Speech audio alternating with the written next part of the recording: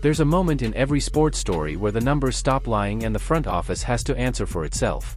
Indiana just hit that moment, and the answer they gave came in the form of a free hat. Think about what that means for a second. The Indiana Fever hold the most valuable draw in women's basketball right now, not arguably.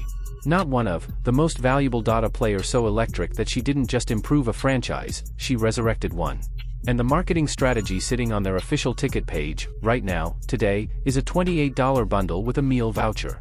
And a co-branded hat thrown in. That's not a promotion, that's a confession. And if you're a Fever fan, if you've shown up to Gamebridge and watched number 22 remake this organization from the inside out, you deserve to understand exactly what that confession is saying about how your front office sees the player you came to watch, because this isn't just about a discount, it's about a pattern, and once you see it, you can't unsee it. Let's start with what Caitlin Clark actually is, because sometimes familiarity makes people forget to be amazed. She leads the entire WNBA in assists. Not her team, the lead, every point guard, every floor general, every player running an offense in this sport. Clark is distributing the ball better than all of them, and she's doing that while sitting 5th in the league in scoring.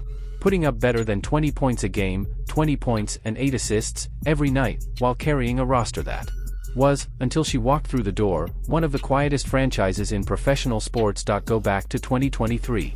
The Indiana Fever were a punchline that they'd spent the better part of a decade near the bottom of the standings. Attendance was what you generously call modest. There was no national conversation about this team. Because there was nothing to have a conversation about, the building wasn't full, the wins weren't coming. The franchise was drifting. Then she arrived. In 2024, the Fever drew north of 17,000 fans a night, best in the entire league. Home and away, best in the league, not second, not competitive, first. A team that spent years struggling to fill seats was suddenly selling them faster than any other franchise in women's basketball. Road arenas around the country were selling out weeks in advance just because Indiana was on the schedule. Networks were rearranging broadcast priorities. Sponsorship conversations that weren't happening before were suddenly happening everywhere. That's not an improvement. That's a transformation, and one player was at the center of every single bit of it. So when you hear what's sitting on the ticket page right now, keep that in mind. Keep the 17,000 in mind.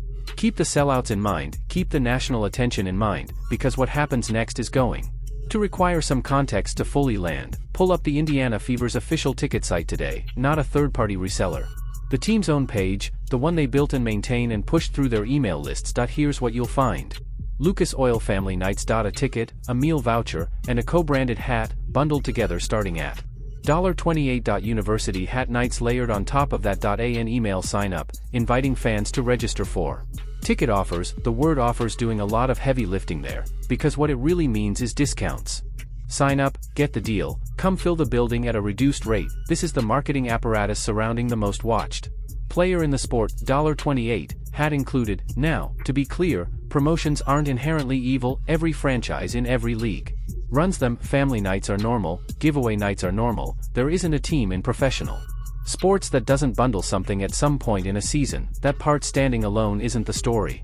The story is the company it keeps. Because the same organization running $28 bundles is the same organization that ruled Clark out of a May game without ever placing her on an injury report, and did it 100 minutes before tip-off.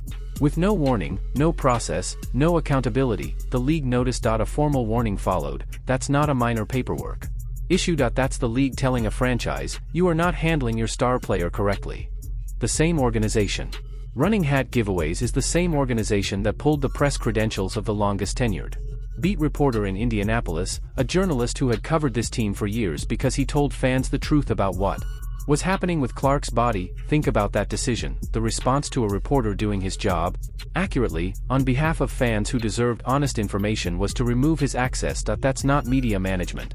That's message control, and it tells you exactly whose interests the front office was protecting in that moment. And it wasn't the fans. The same front office pushing email signups for ticket offers is the same front office that set preseason expectations for this team and then watched a season come up short of them. The coupons and the credentialing and the injury mismanagement aren't three separate stories. They're one story told three different ways, and the hat is just the latest chapter. Amber Cox is not a background character in this. She arrived in Indianapolis in October of 2024, stepping in as Chief Operating Officer and General Manager of the Fever. That's the person whose entire Job description covers tickets, marketing, partnerships, and the full revenue architecture of the franchise. Not a support role, not a consulting position, the person responsible for all of it. Before Indiana, she ran that same work for the Dallas Wings: ticket sales, marketing, communications, partnerships, the complete commercial operation of a professional franchise, and she was good at it. 7 sellouts in a single season. For a Wings team that didn't have anything close to a generational talent driving the gate, that's a real result. That's a revenue executive who knows exactly what star power is worth at the box office, because she's built revenue machines. Without it.so when Cox landed in Indiana, when she took over a franchise that already had the most bankable player in the sport sitting in the locker room, she came in with her eyes open, she knew the asset, she understood the opportunity. And on the day she was introduced to the public, she said something specific enough that it deserves to be quoted directly. The team's own announcement included this, a commitment from Cox herself to invest in the Fever.